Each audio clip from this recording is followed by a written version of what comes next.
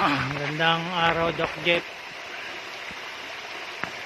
Kung mapag-aaralan mo, meron puno dun sa dulo, yun kung makikita mo. Medyo maulan lang. Matandang puno na yun, tapos ayan, may poles. Ayan, maraming makikitang sign dito. May isang sign, siguro, pinaglikat na rin nahon, medyo naburado na. Pero makikita mo yung sign dito na maganda, especially ito. Ayan, ayan, Doc Jeff, ang ganda. Dito may matandang puno na rin dito. Ito, Doc Jeff, ang matandang puno. Ayan. Ano bro? Tanag. Tanag, puno ng tanag. Ayan. Pabalik na kami sa lugar namin kasi naulan na rin. Pero ito bro, makikita mo yung travel sign.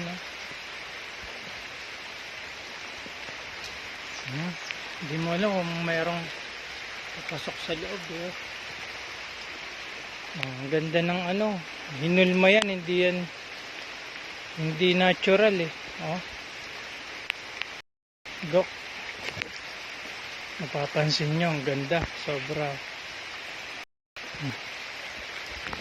May butas pa.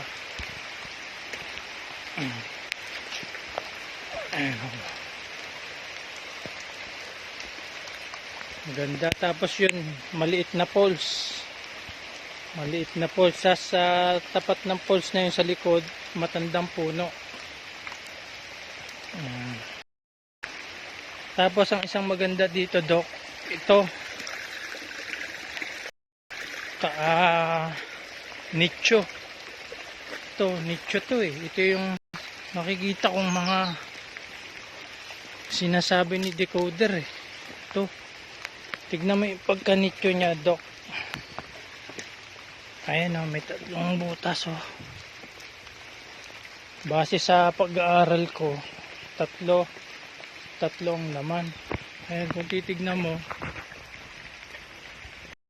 siya, hindi lang nalinis, pero kung sisimulan trabahuin to, maganda to pag nilinis banda doon sa lupang yan, makikita magkanitsyo nito baka nga meron to sa loob gawa nung nag-iisang butas, Doc. Kaya baka meron sa loob to mahirap lang i-detect gawa ng talagang sealed na sealed. And Doc, nakapatong lang yan. Ayan na yung pinaka niya, buhit. Nicho talaga to Hanggang dito na lang, Doc. Balik na kami.